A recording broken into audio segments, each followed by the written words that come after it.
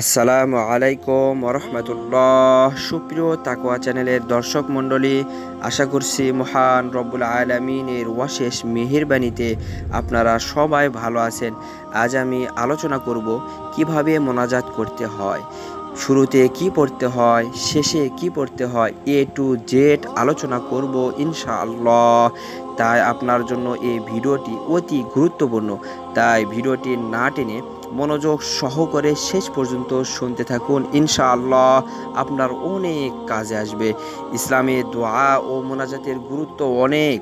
মহান আল্লাহ পবিত্র কোরআনের বহু জায়গায় মোনাজাতের ভাষা শিক্ষা দিয়েছেন। মোনাজাতের মাধ্যমে আল্লাহর কাছে কিছু চাইলে আল্লাহ খুশি হন। রাসূলুল্লাহ সাল্লাল্লাহু আলাইহি ওয়াসাল্লাম ইরশাদ করেন, তোমরা আল্লাহ তাআলার কাছে তার দয়া ও রহমত চাও, কেননা চাইলে তিনি খুশি হন। সুবহানাল্লাহ। তিরমিজি শরীফ হাদিস নাম্বার 3571। মুমিনের দোয়া পারমাণবিক অস্ত্রের চেয়ে বেশি শক্তিশালী।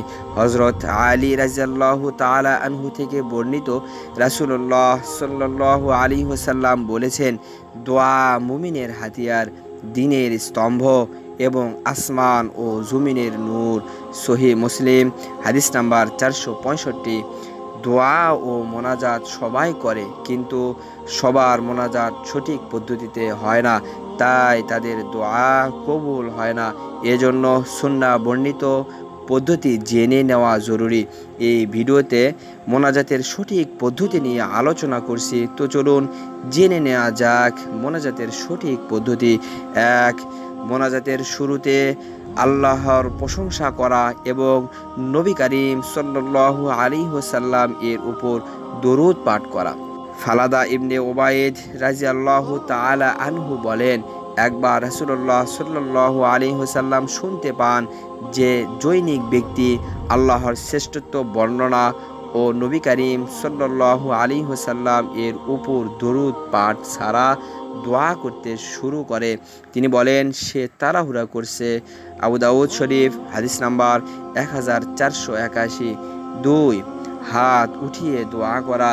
হযরত সালমান ফারসি রাদিয়াল্লাহু তাআলা আনহু বলেন, রাসূলুল্লাহ সাল্লাল্লাহু আলাইহি ওয়াসাল্লাম বলেছেন, তোমাদের রব চিরঞ্জীব ও মহান দাতা যখন কোনো বান্দা হাত উঠিয়ে দোয়া করে, তখন তিনি তার হাত খালি হাতে ফিরিয়ে দিতে লজ্জা বোধ করেন। সুবহানাল্লাহ। আবু দাউদ শরীফ হাদিস নাম্বার 1488।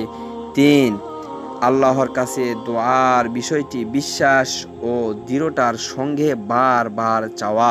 হযরত আনাস রাদিয়াল্লাহু তাআলা আনহু বলেন, রাসূলুল্লাহ সাল্লাল্লাহু আলাইহি ওয়াসাল্লাম বলেছেন, তোমাদের কেউ দোয়া করলে দোয়ার সময় ইয়াকিনের সঙ্গে দোয়া করবে এবং এ কথা বলবে না যে, হে আল্লাহ, আপনার ইচ্ছা হলে আমাকে কিছু দান করুন, কারণ আল্লাহকে বাধ্য করার মতো কেউ নেই।